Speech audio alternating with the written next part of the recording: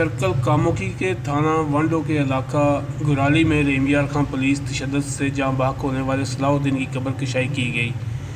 मैयत का दोबारा पोस्टमार्टम के लिए उसे DHQ गुजरांवाला मुंतकिल किया गया है।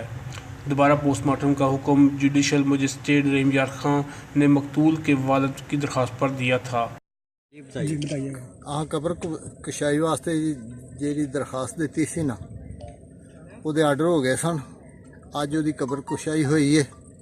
सानू उम्मीद है कि जेडे पहले निशानात तशद्दुद दे छुपाए गए सन हुण इंशाअल्लाह वो जरूर ज़ाहिर होंगे तो सानू इंशाअल्लाह उम्मीद है कि इंसाफ मिलेगा। सलाहुद्दीन के पोस्टमार्टम के लिए जो बोर्ड तश्कील दिया गया है उनमें medical legal Punjab doctor Zafar MSME अस्पताल doctor Tahir Khalil, Allama Iqbal medical college Lahore doctor Farad Sultana और फॉरेंसिक डिपार्टमेंट से हैं।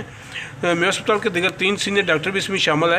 मैं सलाहुद्दीन का बड़ा भाई ज़हीरुद्दीन बाबर कि असां कबर कुशाई वास्ते दोबारा दरखास्त दी सी तो वो उन्हें एक्सैप्ट करके ते अज कबर कुशाई हो गई है और अपने डेड बॉडी जी नाल CT स्कैन वगैरह और दूसरे जोड़े ने वो सैंपल वगैरह लैन वास्ते वो इतों लै गए ने और सानू उम्मीद है कि इंशाअल्लाह शफाफ सानू इंसाफ मिलेगा।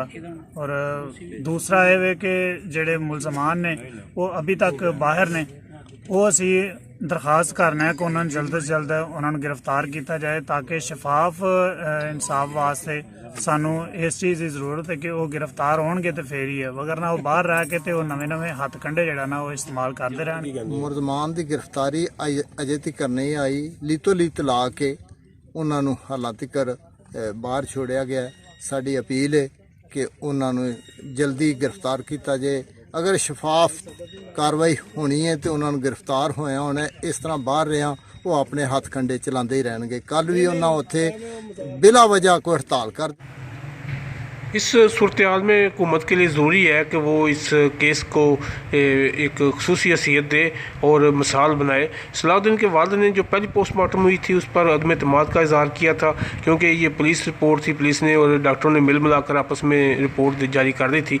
हालांकि बाद में जो फोरेंसिक रिपोर्ट आई थी उसमें तशद्दुद साबित हो चुका है और अब पुलिस ने दोबारा से ये अपने उछेद कंडे इस्तेमाल करने शुरू कर दिए हैं और उसके लिए वो उन्होंने हड़ताल भी करवा दी वहाँ पर ताकि उन्हें टाइम मिल सके।